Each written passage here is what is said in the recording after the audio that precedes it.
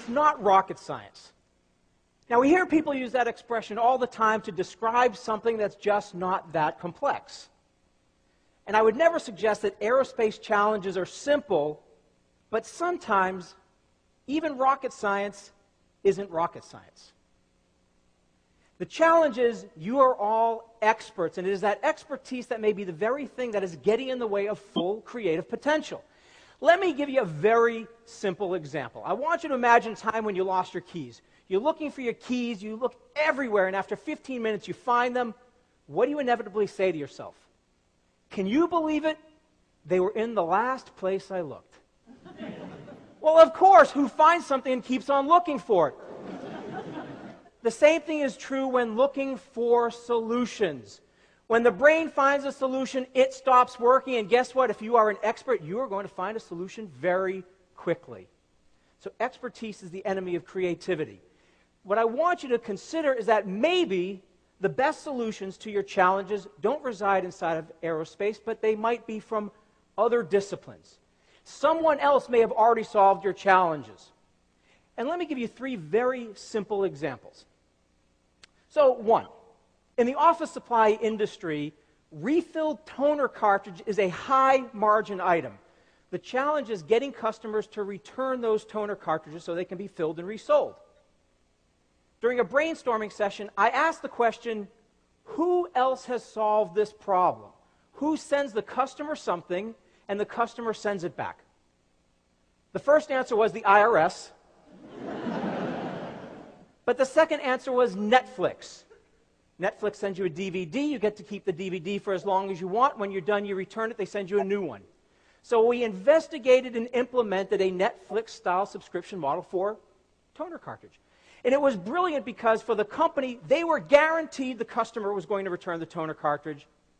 And for the customer, it was great because they never ran out of ink, and they got great deals. It wasn't rocket science. Someone else had solved this problem. Or consider engineers who've been working on ways to locate and seal cracks in gas pipelines. This has been an issue that has plagued the industry for years. One day, a Scottish engineer, while working on this problem, he gets a paper cut. And unlike most of us who would get annoyed, he was thrilled. He made a connection. He made a connection between the capillaries in his finger and the gas pipeline, and he developed an inert coagulation ingredient that went inside the gas pipelines and was able to seal the cracks. Again, it wasn't rocket science. Someone else, in this case the human body, had already solved this problem for him. Or consider a potato chip manufacturer who wanted to find a way of reducing the amount of fat in their potato chips. Now, the best solution didn't come from their laboratory. In fact, the best solution didn't come from any laboratory. In fact, it came from a guy who knows absolutely nothing about food production. It came from a musician.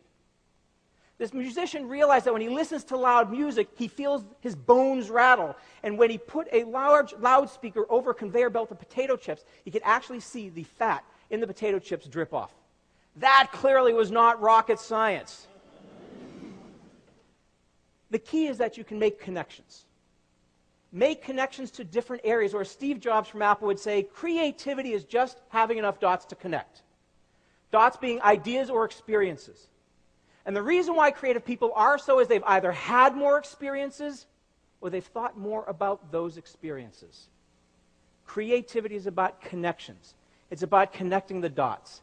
And that's really the great thing about this conference here.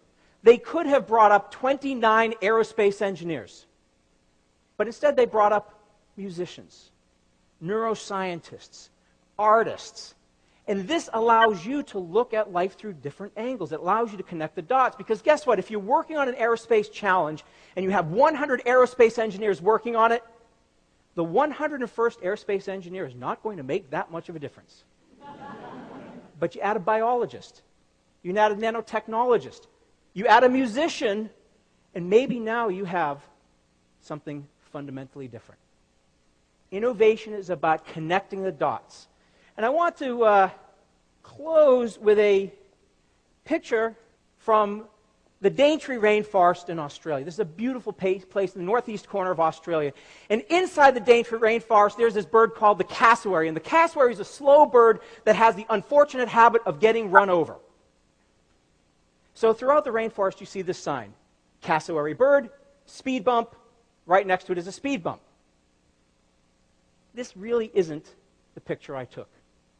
That's the picture. For those of you who can't tell, it's a before and after.